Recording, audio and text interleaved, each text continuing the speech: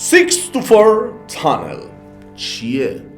آقا یه مدت راجع به این داستان 624 تانل کلی بحث باحال داره میاد، کلی آموزش ازش میبینیم. یه سری چیزای خاصی، سری کاربردهای خاص داره. مثلا یکی از دوستان، یه سری از دوستان میخوان یه ارتباطی رو بین ایران و خارج از ایران، داخل کشور و خارج از کشور برقرار کنن، میگن تانل 624 خوب جواب میده. اول ببینیم این تانل 624 تانل چیه؟ بچه 624 تانل ساختاری است که اگر ما یک بستر IP V4 رو داشته باشیم و تو شعباتمون IP V6 رو داشته باشیم، میتونیم از روی بستر V4 یک تانل IP V6 رو برقرار کنیم و بعد از اینکه این تانل که گفتم IP V6 میشه تانل 624، میتونیم پس 624 میگه چی؟ روی بستر V4 V6 رو انتقال میدیم. میبینید 624 6 رو از روی بستر 4 انتقال بدیم 624. بعد اینکه این اینترفیس رو ایجاد کردیم میتونیم IP V6 رو از روی این بستر انتقال بدیم. حالا چجوری این کارو بکنیم؟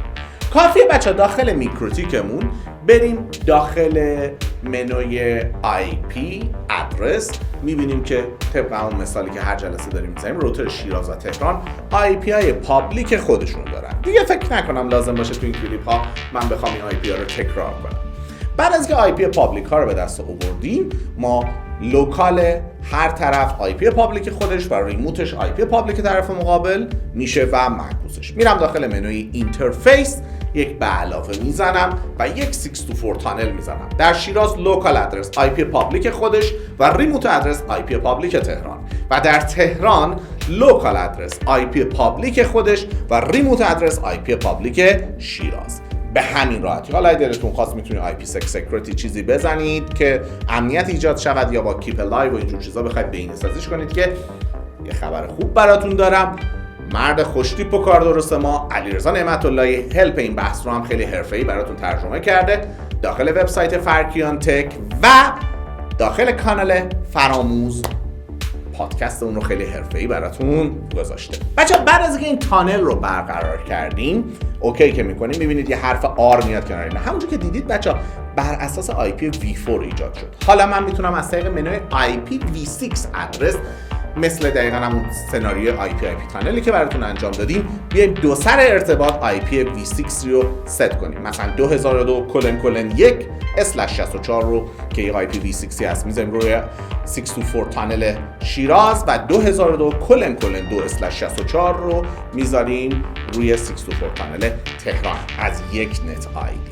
خب الان این دوتا با همدیگه ارتباط دارن و روتر شیراز و تهران میتونن رو IP V6 پینگ همدیگر رو بگیرن. بعد از این کار کردیم، خیلی راحت فرض کنید روتر شیراز و تهران یکی اینترفیسی دارن که IP V6 روشون داره. مثلا روتر شیراز IP V6ش رنج 75 2001:75:: هست و روتر تهران 2001:65::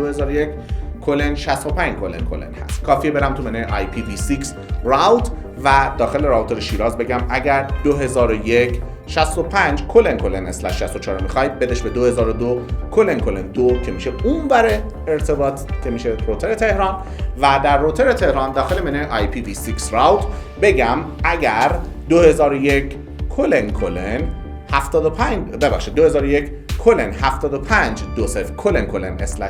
رو میخوای بدش به 2002:1 که میشه روتر شیراز، و خیلی زیبا این دوتا هم دیگر رو میبینن.